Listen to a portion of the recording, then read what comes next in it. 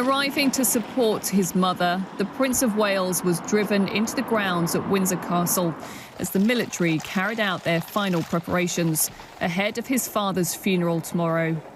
The irony of COVID is that the Duke of Edinburgh, who never liked all the panoply and state, wanted no dramas about his dying.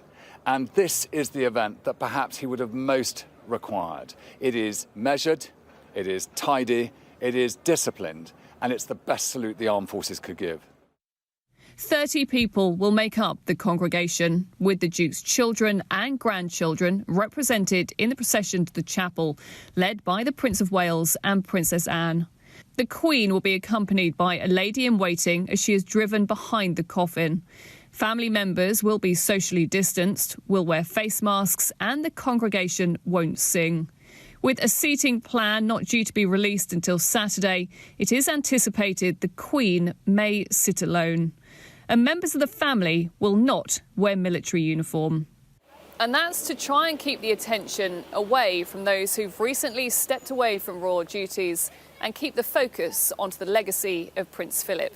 Inevitably, though, there is going to be interest in Prince William and Prince Harry brought together again to mourn their grandfather's loss, walking in the same line in the procession behind his coffin, but separated by their cousin Peter Phillips.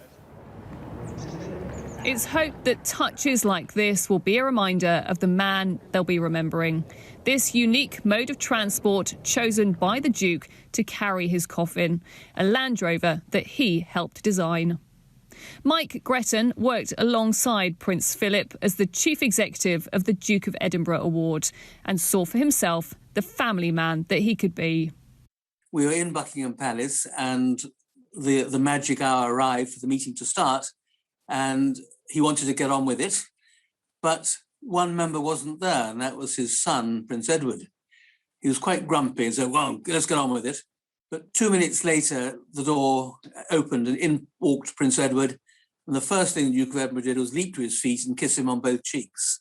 Now, I was caught out by that. It was lovely to see and not what I expected. It just showed his love for his family and his humanity. On Saturday, it will become clear just how much Prince Philip was involved in the planning, from the music to military ceremony, making his mark until the very end. Rhiannon Mills, Sky News at Windsor Castle.